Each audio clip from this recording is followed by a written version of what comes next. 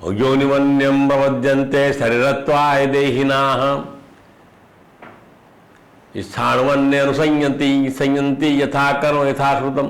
कठोपनिषद दूसरे अध्याय की दूसरी वल्ली का 7वां मंत्र। जिसका जैसा कर्म होता है और शास्त्रादि के श्रवण द्वारा जिसको जैसा भाव प्राप्त होता है, उन्हीं भावों के अनुसार शरीर धारण करने के लिए कितने ही जीवात्मा तो नाना प्रकार की जंगम योनियों, पशु, मनुष्य, पक्षी आदि को प्राप्त हो जाते हैं, और अन्य कितने ही स्थावर भाव का अनुसरण कर वृक्ष, लता, तृण, पर्वत आदि जड़ शरीर में उत्पन्न हो जाते हैं।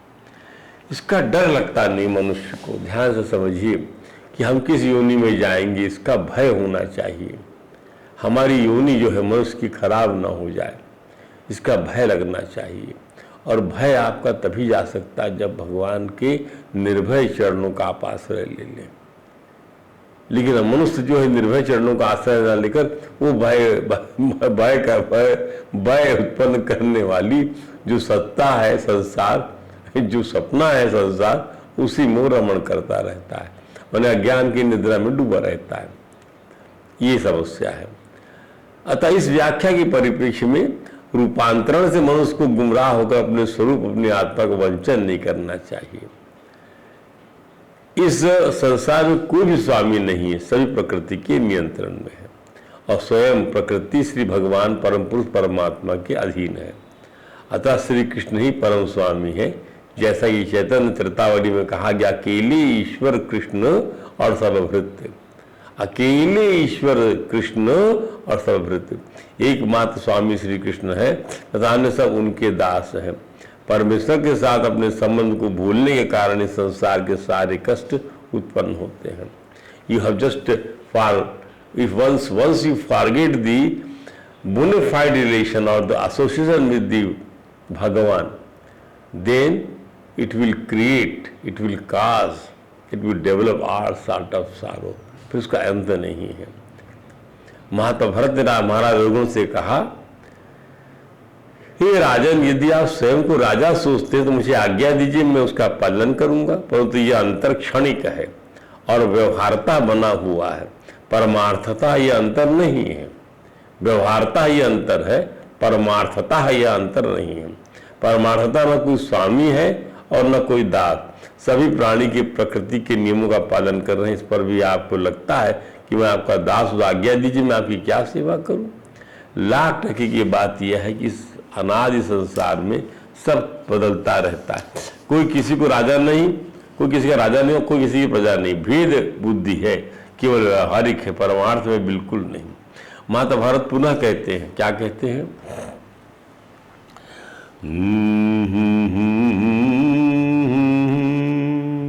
उन्मत्त मत्त जड़वत् स्वसंसार। आपने मुझे उन्मत्त कहा, मत कहा, जड़ कहा, यानी पागल जड़ मसब कहा मेरे को आपने। मैं तुम्हारा इलाज करने जा रहा हूं। गतस्मे वीर चिकित्सेन, गतस्मे वीर चिकित्सितेन अर्थात् क्रियान भवता शिक्षितेन स्तब्ध प्रमत्तश्च चापिष्ट पेशा। और ये भी कहा आपने कि जब तब तुम होश में आओगे, इस समय इलाज करने जा रहा हूं तुम्हारा, तब तुम होश में आओ। इस समय में मुझे यही कहना है महाराज, यद्यपि मैं जड़, गूंगे और बहरे मनुष्य भांति रहता हूं, ध्यान दीजिए,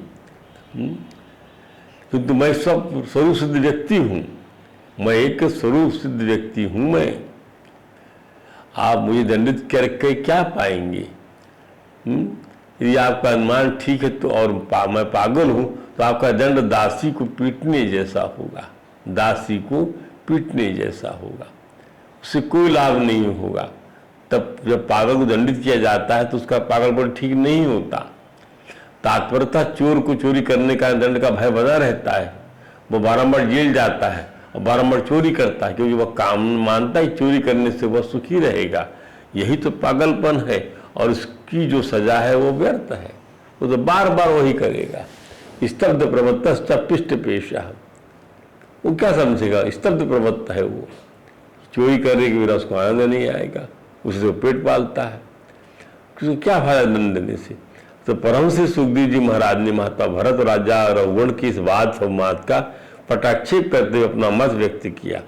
महाराज भरत ने राजा रघुगण के वचनों से आहत होकर भी अपनी अद्भुत सहनशीलता का परिचय दिया और राजा के हर आक्षेप का उचित उत्तर दिया और स्थापित किया कि जीव की अज्ञानता कारण उसकी देहात बुद्धि ही अहम ममेति, मैं यह शरीर हूँ ऐसा मानना ही सब अनर्थों संबंधों की जड़ है।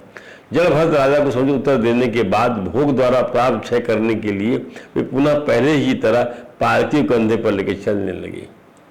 प्राप्त करना तो यही है, कहार बन के चलना है।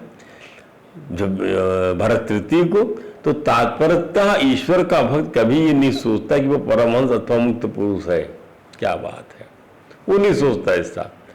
जो कुछ सोचना है वो सोचे, वो तो सदैव ईश्वर का विनीत दास ही बना रहता है। विपरीत परिस्थितियों में भी वो अपने पूर्व जन्मों के कर्म फलों को भोगना स्वीकार करता है। वो ईश्वर को कभी दोषारोपण नहीं करता कि उसे उसके कारण कष्ट उठाने पड़ रहे हैं। ब्रह्मा जी ने ठाकुर जी की स्तुति करते हुए यही तो कहा है, ब्रह्मा जी ने इसको स्तुति किया ठाकुर जी की। स्कंध 10 के अध्याय 14वां का 18वां मंत्र है। क्या कहा? तत्ते अनुकंपां सुसमीक्षमाणो भुंजान एवात्मकृतं विपाकं हिद्वाग पुरभीरविदन्दनमंस्ते जीवेत यो मुक्तिपदे सदाय भाग तत्ते अनुकंपां सुसमीक्षमाणो।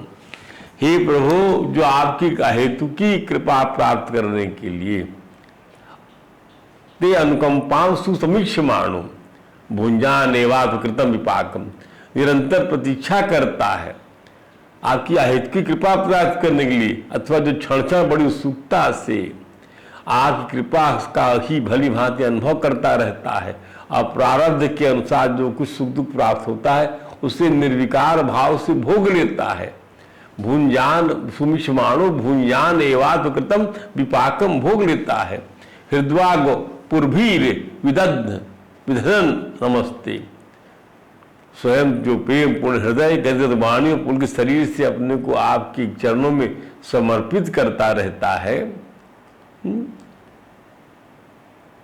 हृदय वाक पुरभी विदधन नमस्ते, इस प्रकार जो प्रेम पूर्ण हृदय, हृदय वाक गदगद वाणी और पुलकित शरीर से, ध्यान दीजिए, विदधन नमस्ते, अपनी को आप चरणों समित करता रहता है। इस प्रकार जीवन व्यतीत करने वाला पुरुष जीवित यो मुक्ति पदे, ठीक वैसे ही आपके परम पद का अधिकारी हो जाता है जैसे अपने पिता की संपत्ति का पुत्र मुक्ति पदे स दाय भाग, जैसे दाय भाग मने पिता की संपत्ति का पुत्र बाय डिफॉल्ट अधिकारी बन जाता है,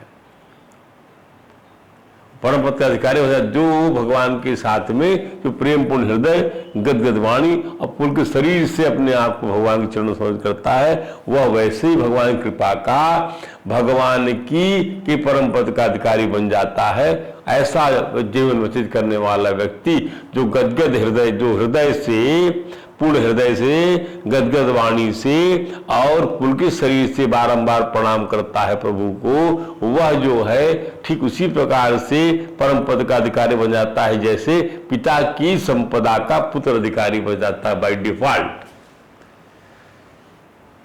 कृपा बरस जाती भगवान की। तो महात्मा भरत के उत्तर से और उनके साधु व्यवहार से राजा रघुगण का गर्व दहन हो गया।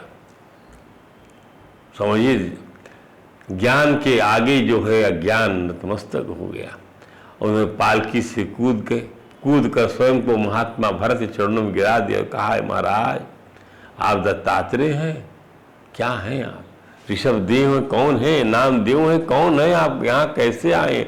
महेंद्र के ब्रज से नहीं डरता, शंकर के त्रिशूल से नहीं डरता और यमराज के दक्ष से, यमराज के दंड से नहीं डरता। डरता हूँ केवल इस बात से कहीं किसी ब्राह्मण वंश का अपमान मेरे द्वारा न हो जाए। आप असंग हैं और आपका विज्ञान अनंत है, अपार है। मैं तो सांख्य योग के प्रणेता भगवान कपिल मुनि के पास जा रहा था, पर लगता है आपके ही रूप में वे मुझ पर कृपा करने आए हैं। महाराज रघुगण में शिष्य भाव जागृत हो गया और उनके बीच आज साक्षात्कार को लेकर शंका समाधान रूपी वार्तालाप स्थापित हुआ, जो ब्रह्म ज्ञान की जिज्ञासुओं के लिए बड़ा उपयोगी है। इसको भी सुनिए, इससे आनंद लीजिए। ये रेयर ऑफ रेयरेस्ट प्रकरण है श्रीमद् भागवत का, अध्याय स्कंद 5वें स्कंद के अंतर्गत यह नितांत वेदांत है। अब देखिए क्या शंका किया रघुगण ने। महाराज बताएं कि पालकी ढोने पर परिश्रम क्यों नहीं अनुभूत होता? आप पालकी ढो रहे हैं, बोलते परिश्रम नहीं हो अनुभव होता आपको।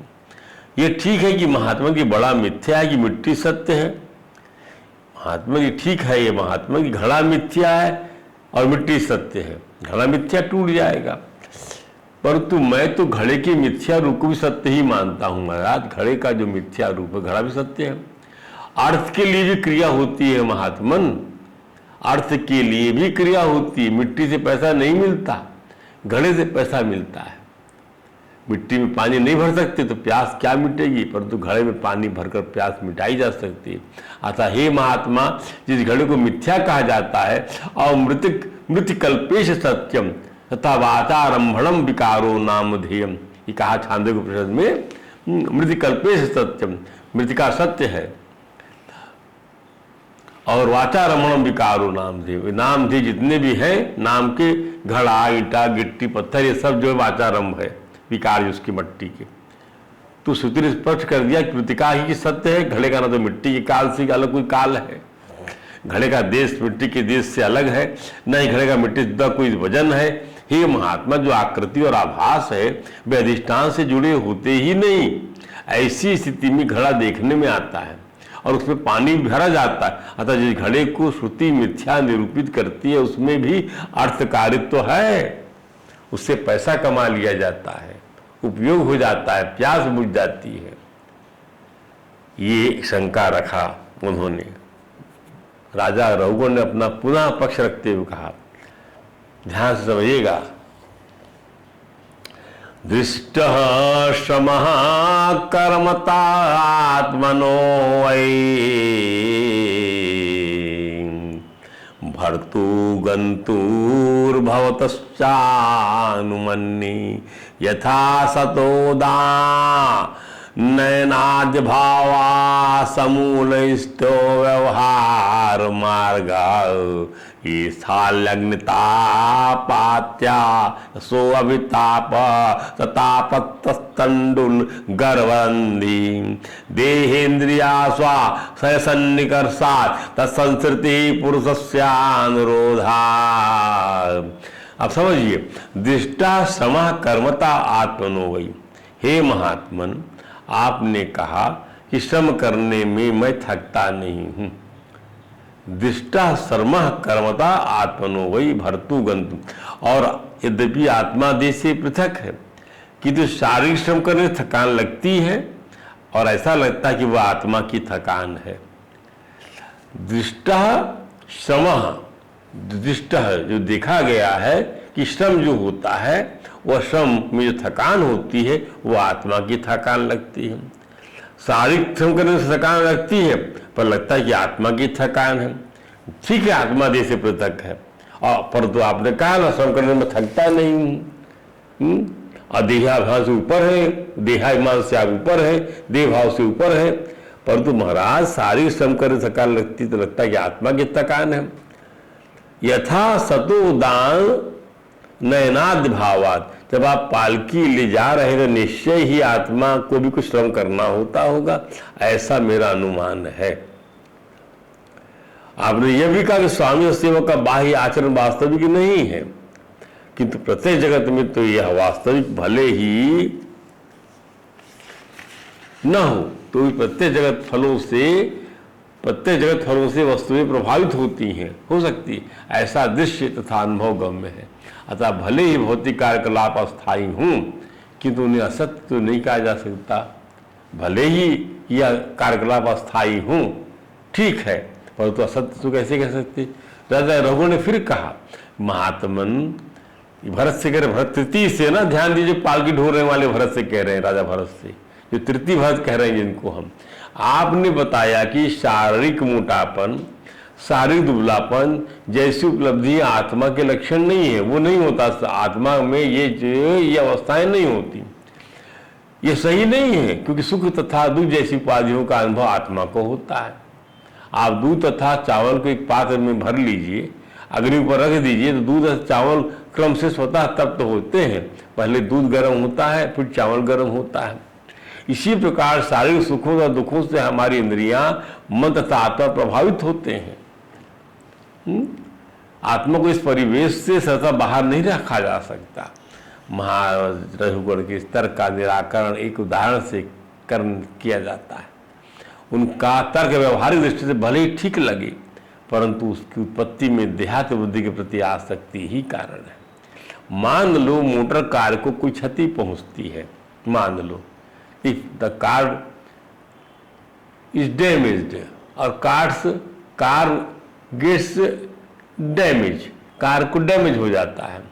उसके मालिक को इस आसक्ति कारण कि ये मेरी कार है, इस कथित आत्मीयता के कारण कष्ट पहुंचता है। कार डैमेज हो गई, पर कष्ट किसको पहुंचा? मालिक को पहुंचा। क्यों पहुंचा? उसमें मेरापन बना हुआ कार में। वस्तुतः मोटर कार की क्षति का उसके स्वामी से किसी प्रकार का संबंध नहीं है। मोटर कार के डैमेज होने से उसके स्वामी से किसी प्रकार का संबंध नहीं कि वो भी डैमेज हो गया हो, किंतु उसके स्वामी ने मोटर कार से तादात्म्य कर रखा है कि ये मेरी मोटर है। उसका मोटर का टूटना फूटना वो अपना टूटना फूटना मानता है, अतः उसे सुख दुख होता है। इस बंधन या बद्धावस्था से बचने का उपाय है मोटर कार के प्रति अपनी आसक्ति को हटा लेना। तब उसके स्वामी को कार की क्षतिग्रस्त न होने से किसी प्रकार के शोक या हर्ष का अनुभव नहीं होता। इसी कारण आत्मा का शरीर तथा इंद्रियों से कोई प्रयोजन नहीं रहता, किंतु अविद्या के कारण वह अपने को देह से अभिन्न मानकर उसके हर्ष शोक से देह से एक मान लेता है, वह वैसा ही अनुभव करने लगता है। महाराज रघुगण ने महाराज भरत के दर्शन पर टिप्पणी करते हुए कह दिया, और महात्मा कथन में विरोधाभास है, परंतु प्रार्थना किया कि वे उपदेश करें। तब महात्मा भरत ने जो आत्म दर्शन का ज्ञान कराया उसका आनंद लीजिए, समझिए। महात्मा भरत ने कहा, राजन, तत्व ज्ञान के लिए जिसकी निष्ठा की आवश्यकता होती है वह तर्क से नहीं मिलती, न तर्किण मति आपने। राजन, तुम और तत्व विचार के समय स्वीकार लौकिक व्यवहार और साथ ही वैदिक व्यवहार को सत्य रूप में स्वीकार नहीं किया जा सकता। तत्व विचार के समय में लौकिक व्यवहार और वैदिक व्यवहार को सत्य रूप में स्वीकार नहीं किया जा सकता, नहीं किया जा सकता। न सूर्यो ही व्यवहार मेनम तत्वामर्षेन सहा मनंती। तत्व ज्ञानी के लिए आवश्यक है कि वह व्यवहार को सत्य नहीं समझे तब जाकर वो तत्व ज्ञान को समझ पाएगा। जब तक वेद द्वारा प्रतिपादित गृहस्थोचित यज्ञादि कर्मों से प्राप्त होने वाले स्वर्गादि सुख को जीव शब्द के समान है निकृष्ट नहीं समझता, उसे तत्व ज्ञान कराने में उपनिषद वाक्य भी समर्थ नहीं है। महात्मा भरत ने कहा,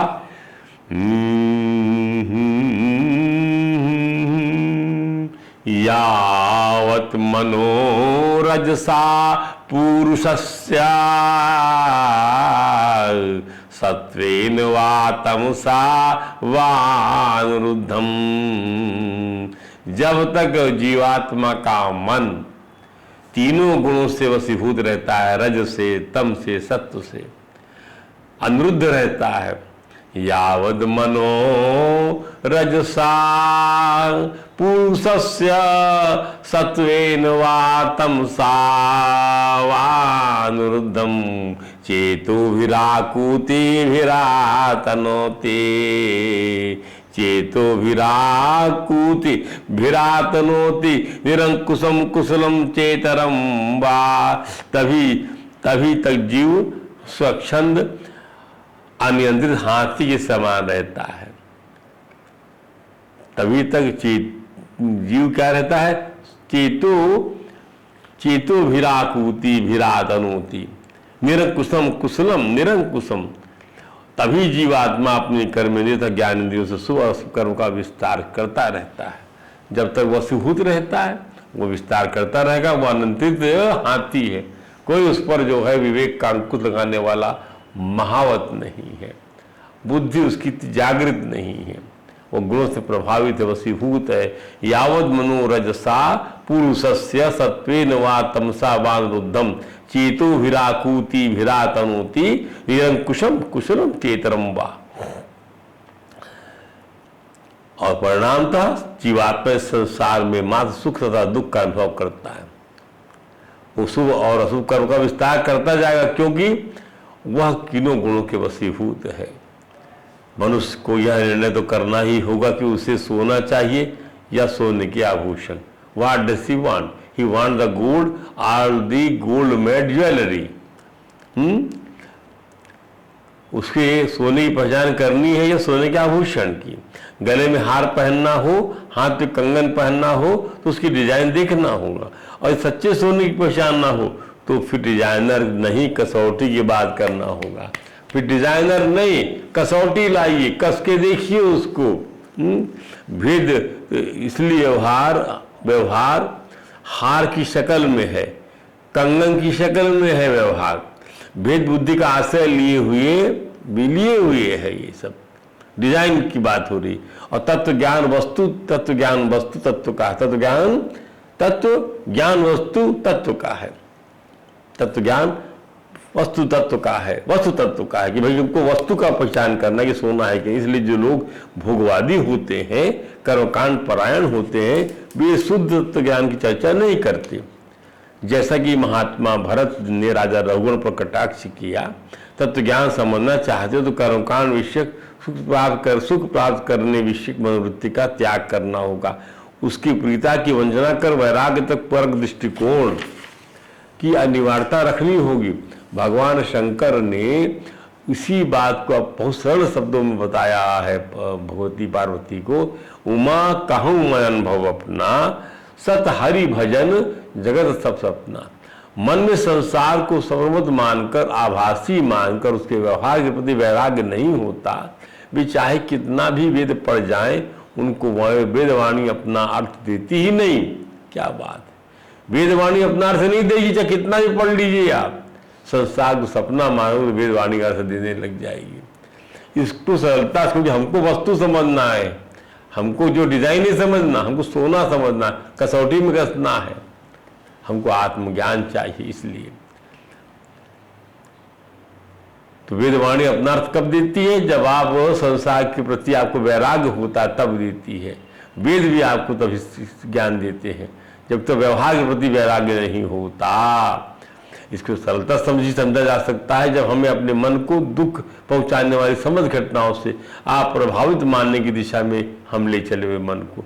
क्यों प्रभावित होते हो मन इस दुख से? क्यों प्रभावित होते हो मन इस दुख से? अभी तुम प्रभावित हो रहे जगने के समय सपने में कुछ और देखने लग जाओगे और सो जाओगे तो तुम बेकार हो जाओगे कारण शरीर से। तो ये दुख वाली उस स्वरूप को देखो ना, उस स्वरूप को देखो जो तुमको इस लायक बनाता है कि तुम मन और सुख और दुख के अनुभव करने की स्थिति में आ जाते हो। तो वास्तव में तुम वह हो जो तुमको ये, यानी यद मनसा न मनुते ये न आहु मनोमतम। क्या बात है, तदेव ब्रह्मत्वम विद्धि नेदम इदम उपास्ते। यद मनसा न मनुते, मन से जो मदन हो रहा है वो ब्रह्म नहीं है। ये नाहु मनो, ये आहु मनो मतलब जिससे मन मननशील बनता है उसको देखो कौन है, उस विवेक को समझो, उस ज्ञान को समझो। तो दूसरे शब्दों में मात्र पढ़ा लिखा होने से काम नहीं बनेगा। ये बात तो समझना होगा कि मन सुख दुख इंद्रियों के कर्म का विस्तार और नए नए शरीर का निर्माण करता रहता है। मन एवं मनुष्येंद्र भूता नाम भव भावनम ये कहा गया है। जब तक मनुष्य मन के विषयों के प्रेम में अनुराग डूबा हुआ है तब तक उससे दुख की प्राप्ति होगी।